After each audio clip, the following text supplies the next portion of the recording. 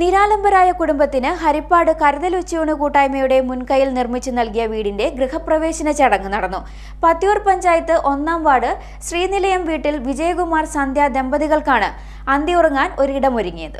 പത്തിയൂർ ഗ്രാമപഞ്ചായത്ത് 1-ാം വാർഡ് ശ്രീനിലയം വീട്ടിൽ വിജയകുമാർ സന്ധ്യ ദമ്പതികൾക്കാണ് ഹരിപ്പാട് കരുതൽ ഉച്ചയൂണ് കൂട്ടായ്മ മുൻകൈയെടുത്ത് അന്തിയുറങ്ങാൻ ഇടമൊരുക്കിയത്. രോഗിയായ വിജയകുമാറിനും സന്ധ്യയ്ക്കും സ്കൂൾ വിദ്യാർത്ഥിനിയായ ഒരു മകളുമുണ്ട്. തലചായ്ക്കാൻ ഇടമില്ലാതെ ദുരിതത്തിലായ കുടുംബത്തിന്റെ ദയനീയാവസ്ഥ അറിഞ്ഞാണ് കരുതൽ ഉച്ചയൂണ് കൂട്ടായ്മ ചെയർമാൻ ഷാജി കെ ഡേവിഡ് മുൻകൈയെടുത്ത് വീട് നിർമ്മാണത്തിന് തുടക്കമിട്ടത്. കരുതൽ ഉച്ചയൂണ് കൂട്ടായ്മയുടെ 84ാമത് വീടാണിത്. 300 മീറ്റർ ദൂരം സാധനം ഒന്നും വരത്തില്ല. ഈ വീട് നിങ്ങൾ കാണുമ്പോൾ ഈ വീട്ടിൽ ഓരോ സാധനങ്ങൾ വന്നതിൻ്റെ ഒരു പ്രയാസം, വളരെ പ്രയാസപ്പെട്ടാണ് ഈ വീട് പണി പൂർത്തീകരിച്ചത്. പൈസ കൊടുത്തെങ്കിൽ പോലും അതിൻ്റെ പുറകിലുള്ള അധ്വാനത്തെ അംഗീകരിക്കാതിരിക്കാൻ പറ്റുകയില്ല. വീണ്ടും ഈ വീട് പ്രസാദ് ഏൽപ്പിച്ചിരിക്കുകയാണ്. മറ്റുള്ള ആൾക്കാരൊക്കെ ചെയ്തതിനേക്കാൾ വളരെ കുറഞ്ഞ റേറ്റിലാണ് ഈ പ്രസാദ് ഈ വീട് പണി പൂർത്തീകരിച്ചത്. പ്രസാദിനെ കുറച്ച് പൈസ കൊടുക്കാറുണ്ട്. തീർച്ചയായിട്ടും ഇതിനോടൊപ്പം തന്നെ 5 വീടുകൾ ഒരുപോലെ ഈ പ്രദേശത്ത് പണി തീർന്നു എന്ന സന്തോഷത്തിലാണ്.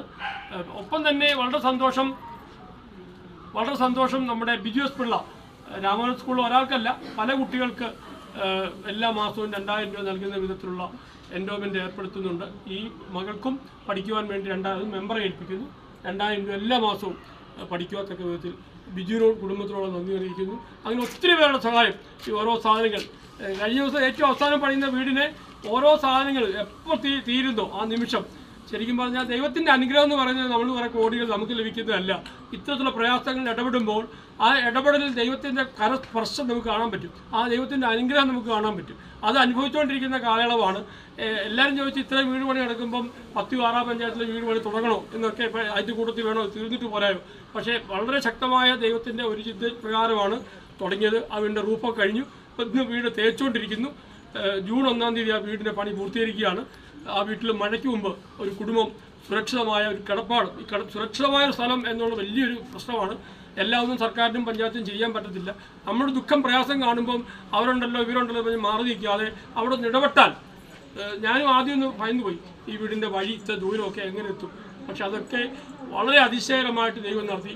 ആ ദൈവത്തിൻ്റെ വളരെ മനുഷ്യൽ കൂടി പ്രവർത്തിച്ച ദൈവിക കൃപയും ദൈവ അനുഗ്രഹത്തെ ഓർത്ത് നന്ദി പറഞ്ഞുകൊണ്ട് നിങ്ങളെയൊക്കെ അനുവാദം, ഈ കുടുംബത്തെ നിങ്ങൾ ശ്രദ്ധിക്കണം പ്രദേശത്തുള്ളവർ. കാരണം ആ വളർന്നു വരുന്ന അടുത്ത 10-ാം മോള് മിടുക്കിയാണ്. അവളുടെ ഏറ്റവും വലിയ ആഗ്രഹം ഹിന്ദി അധ്യാപികയാവുക എന്നതാണ്. ജൂൺ 1-ാം തീയതി ഇതുപോലെ ഭിന്നശേഷിയുള്ള ഒരു മകളും 2 മക്കളുള്ള ഒരു അമ്മയ്ക്ക് പത്തിയൂർ പഞ്ചായത്ത് 6-ാം വാർഡ്, പത്തിയൂർ പഞ്ചായത്ത് 3-ാമത്തെ വീടാണ്. 6 മാസം കൊണ്ട് പത്തിയൂർ പഞ്ചായത്തിലെ 6-ാം വാർഡിൽ 2 ഭിന്നശേഷിയുള്ള കുട്ടികൾ താമസിക്കുന്ന ഏകയായ അമ്മയുള്ള ഒരു കുടുംബത്തിന് ജൂൺ 1-ാം തീയതി വീടിന്റെ താക്കോൽദാനമാണ്. അതിന്റെ ക്രമീകരണം നടന്നുകൊണ്ടിരിക്കുകയാണ്. വീടിന്റെ ഗൃഹപ്രവേശനം നടന്നു.